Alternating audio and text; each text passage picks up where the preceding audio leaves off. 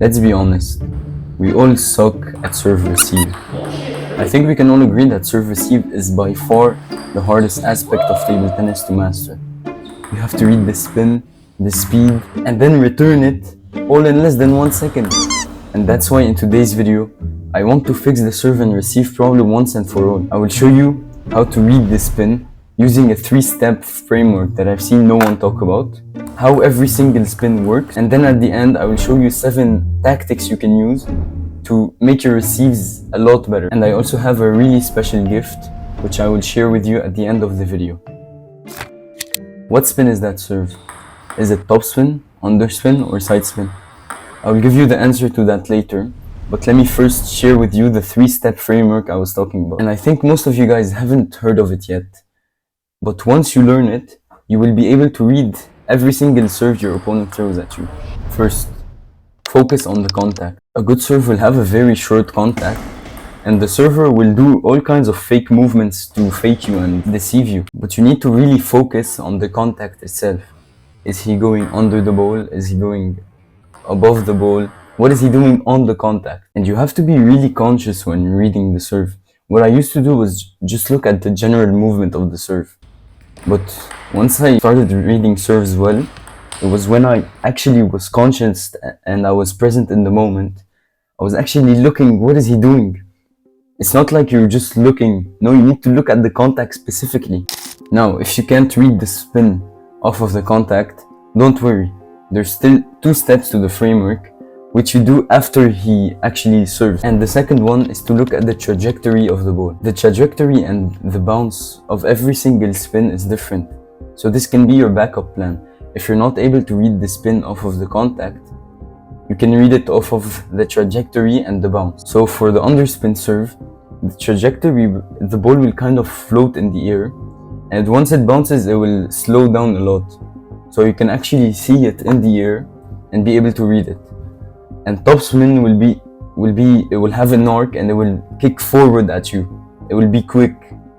So this way you can actually read it in the air and be able to attack it. And the last part, if you haven't been able to read this spin off of both of these, there's still one more thing you can do. It's to wait and look at the ball. Waiting and being patient on the receive is probably one of the most important skills you can have. The reason it's so effective is because when you're waiting, the spin will die down. So right after it bounces, the spin will be very heavy. But if you wait for it, the spin will die down a lot. And the second reason you should wait is because you can actually look at the ball. You can see, is it spinning a lot? How is it spinning? Is it spinning backwards, so it's underspin? Is it spinning forwards? Is it spinning sideways?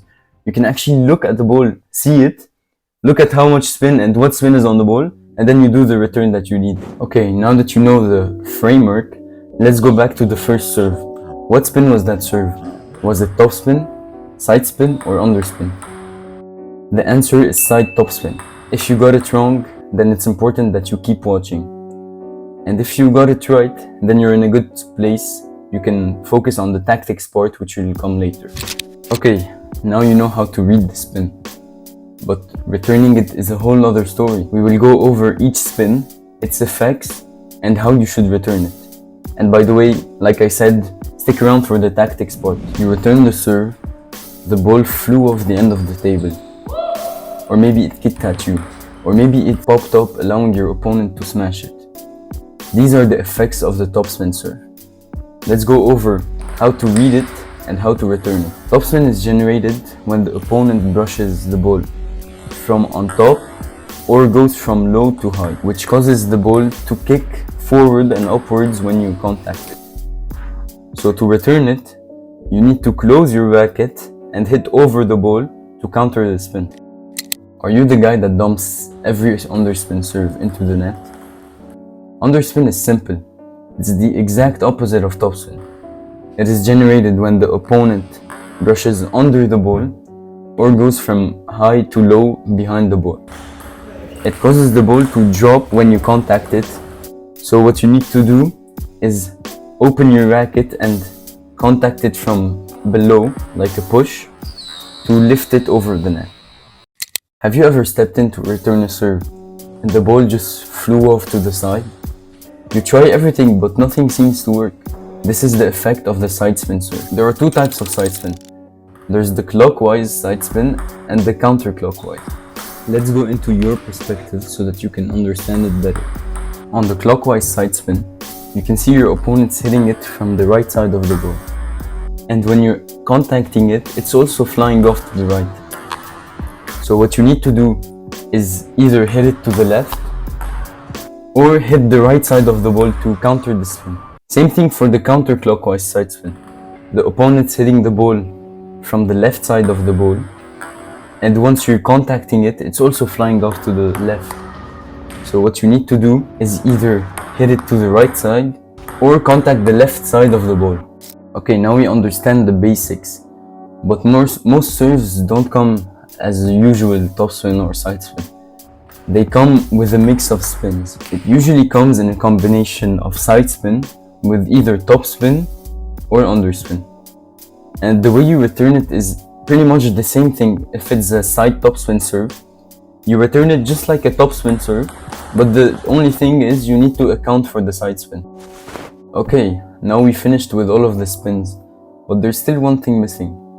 It's the no spin serves. No spin serves can be pretty tricky because the opponent can change it from being heavy to no spin just by changing where he's contacting the ball. So there are three ways to read the underspin serve. First, if the opponent hits the top part of the racket.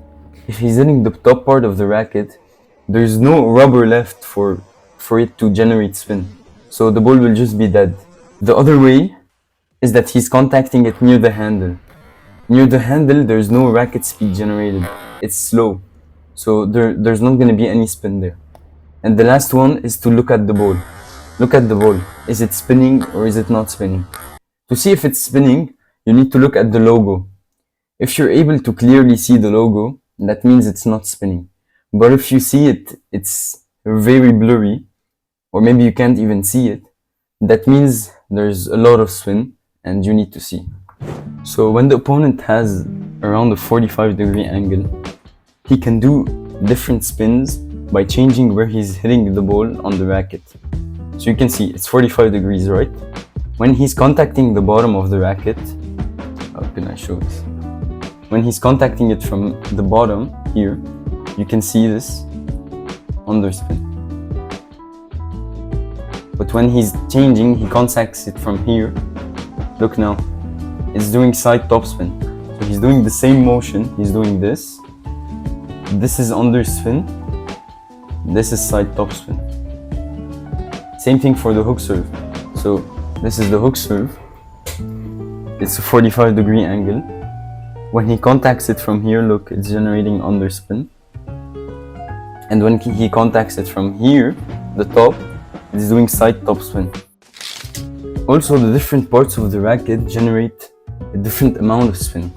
You can see the bottom, it moves really quickly because it's the end. So it moves really quickly, and when he contacts it from here, it generates a lot of spin. But when he contacts it from here, close to the end, there's no racket speed. So it doesn't have a lot of spin when he contacts it here. And the last thing I want you to know is the elbow. So when your opponent has a low elbow, he can't really generate topspin because his elbow is low. How is he going to generate topspin? And when he has a high elbow, he can't generate underspin. He can only generate topspin. So you can look at the elbow and read the spin. If it's low, then it's underspin. If it's high, then it's topspin or side spin. Okay, I think that was a lot of information to cover. So before we go into the tactics, let's see what you're able to learn. I will give you 5 serves and you need to tell me which spin it was. So if you want to play the game with me, on each serve, pause the video, comment below what spin you think it is, and then play the video. 当时间让年少轻狂变尘埃，以为不变的爱都早就掉进悬崖。曾经心3杯黄下都想得痛快，怎么到头来只剩我一个人被爱？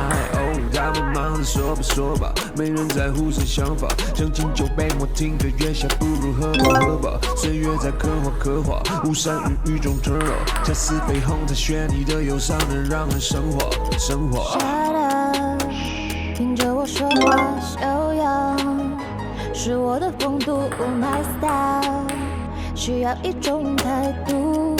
No， I don't talk about it anymore， 不要为固执的没了生活，丢掉垃圾，不需要任何理由。Okay, now onto the tactics section. This is the part we've all been waiting for. I will share with you 7 tactics which you can use in your matches. So make sure you stick around, watch these, and actually use them in matches. So first, let's keep things basic. Focus on placement over speed. A lot of players, they go for killers on the first shot. This is the receive. You don't even know what spin is on the ball. How are you supposed to crush it? Just go for spin with a good placement, and that's all you need for the receive. Then you can build out the rally after that. The second tip is to do what your opponent expects you to do the least. And you do that by waiting, being patient. And when you're actually waiting, you can look at your opponent, see, is he waiting on the forehand? Is he waiting on the backhand? You can see that, and then play it to the opposite corner. So instead of playing right to his bat, and then he can crush it, you can actually look at him, what does he want you to do? You do what he doesn't want you to do, and then you can start building the point from there. Okay, now we're actually starting to get to the good stuff. Tip number 3, variation. Variation is a really complicated and long topic. There's actually a 30-minute module in the classroom inside of my community. There are 2 kinds of variations. There's the small and there's the big variations. Let's go over each one in detail. Small variations are super underrated and they're not really used. But these are the most deadly because no one uses them and your opponent doesn't notice them. So small variations, or maybe one time you played it to the middle, your opponent stepped in to flick it well. Next time, you play it a little bit more to the forehand. So he doesn't realize it while he's stepping in. But after he stepped in, he realizes that the ball is a little bit more to here. So then he's not going to be able to play it correctly. So it's variations that the opponent doesn't notice, but that's what makes it so good. Big variations are actually used a lot in rallies and serves, but for some reason no one uses them in the serve receive. You can't just receive the serve the same every time and actually win. You need to vary. So one time you play it short to the forehand, another time you play it long and deep to the middle, for example. And with these variations, the opponent will start to feel lost. You mix between small and big variations. You always vary your receive. And your opponent will just start to get lost. He doesn't know what to do. And that's good for us. So tip number 4, a few weeks ago, I got obsessed over analyzing pro players' matches. I was analyzing Ma Long versus Fan Zhendong, I think, and I noticed how much they used the whole table. I was watching my matches compared to their matches. I noticed, for example, on my short receive, I'm always receiving to the middle, but they're receiving all the time very wide, even on short receive. Okay, I was pushing long balls wide and everything, but on the short receives, they were always going to the middle. Why not play it really wide to the forehand, so your opponent does an underspin serve?